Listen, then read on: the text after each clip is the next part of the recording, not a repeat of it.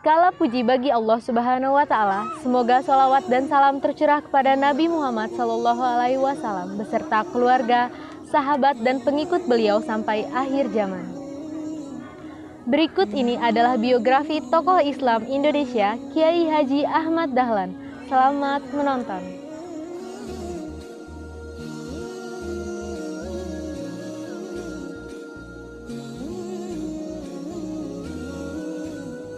Kiai Haji Ahmad Dahlan dilahirkan di Yogyakarta tanggal 1 Agustus 1868. Beliau memiliki nama kecil Muhammad Darwisi.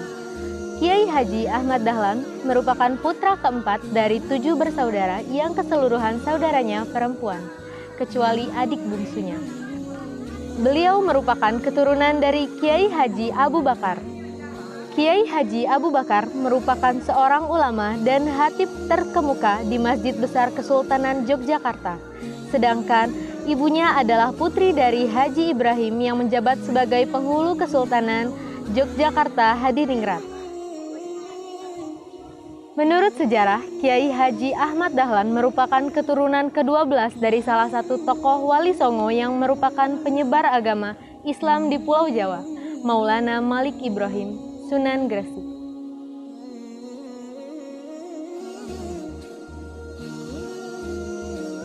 Ketika masih kecil, Kiai Haji Ahmad Dahlan tidak mendapatkan pendidikan dari sekolah. Keterampilan sastra dasarnya beliau dapatkan dari ayah, teman, serta saudara ipar beliau. Pada umur 8 tahun, Kiai Haji Ahmad Dahlan sudah mampu membaca dan menyelesaikan bacaan Al-Quran. Selain itu, jiwa kepemimpinan sudah terlihat sejak beliau kecil. Pada umur 15 tahun, beliau pergi haji dan tinggal di Mekah selama 5 tahun dan mulai berinteraksi dengan pemikiran-pemikiran pembaharu dalam Islam, seperti Muhammad Abduh, Al-Afghani, Rashid Rida, Ibnu Taimiyah. Pada tahun 1888, beliau pulang ke kampung halamannya dan berganti nama menjadi Ahmad Dahlan. Kiai Haji Ahmad Dahlan menimba berbagai bidang ilmu dari banyak kiai, yakni Kiai Haji Muhammad Saleh di bidang ilmu fikih, Kiai Haji Muhsin di bidang nahwu saraf tata bahasa, Kiai Haji Raden Dahlan di bidang ilmu falak atau astronomi, Kiai Mahfud dan Syekh Kiai Haji Ayat di bidang ilmu hadis, Syekh Amin dan Said Bakri Sato di bidang ilmu Al-Quran, Syekh Hasan di bidang ilmu pengobatan dan racun binatang.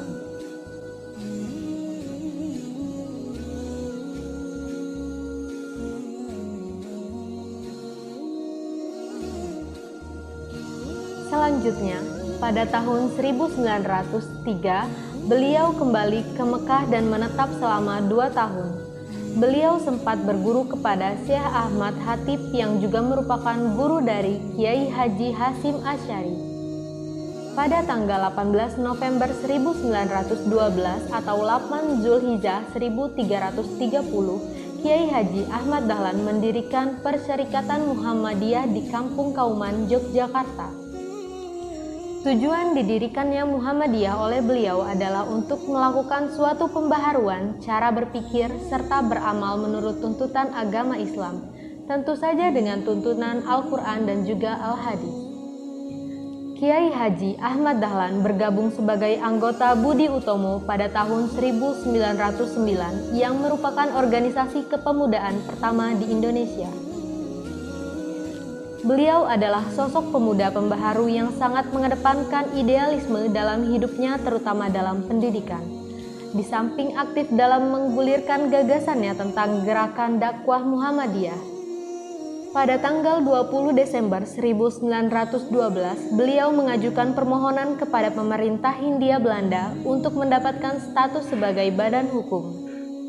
Permohonan ini pun dikabulkan pada tahun 1914 dengan surat ketetapan pemerintah nomor 18 tanggal 22 Agustus 1914. Izin ini hanya berlaku dan boleh bergerak untuk daerah Yogyakarta saja.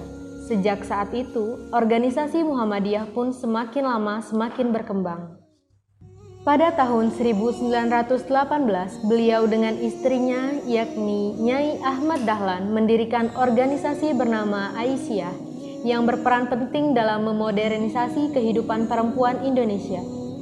Kiai Haji Ahmad Dahlan mengajukan permohonan kepada pemerintah Hindia Belanda untuk mendirikan cabang Muhammadiyah seluruh Indonesia pada tanggal 2 September 1921 dan permohonan tersebut dikabulkan.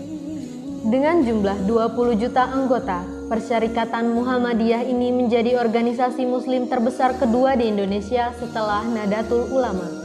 Pada akhirnya, organisasi Muhammadiyah yang didirikan beliau berkembang pesat hingga dapat menarik perhatian dunia, terutama para pengamat Islam. Untuk pemuda, beliau membentuk Pathfinder atau Pandu atau yang sekarang disebut dengan nama Pramuka dengan nama Hizbul Wathan atau LW. Para pemuda diajari baris berbaris dengan genderang, memakai celana pendek, berdasi, dan bertopi. Pembentukan organisasi ini dimaksud sebagai tempat pendidikan para pemuda yang merupakan bunga harapan agama dan bangsa sebagai tempat persemaian kader-kader terpercaya. Organisasi Aisyah dan Hizbul Wathan merupakan satu kesatuan dengan Perserikatan Muhammadiyah.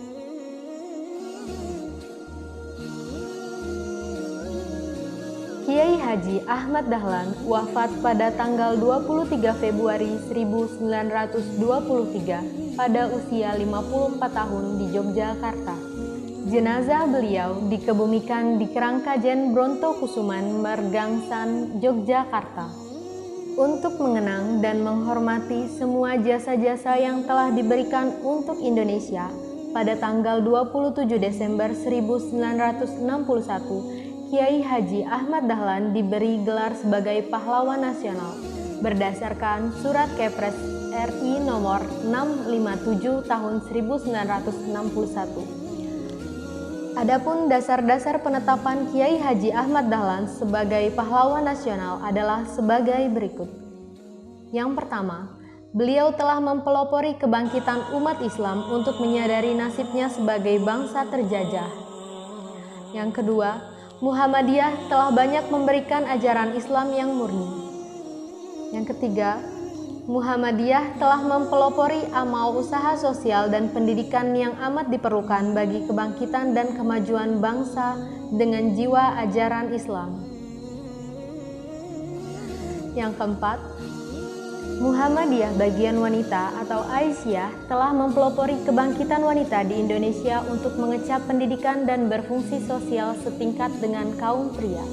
Kisah hidup dan perjuangan Kiai Haji Ahmad Dahlan mendirikan Perserikatan Muhammadiyah diangkat ke layar lebar dengan judul Sang Pencerah.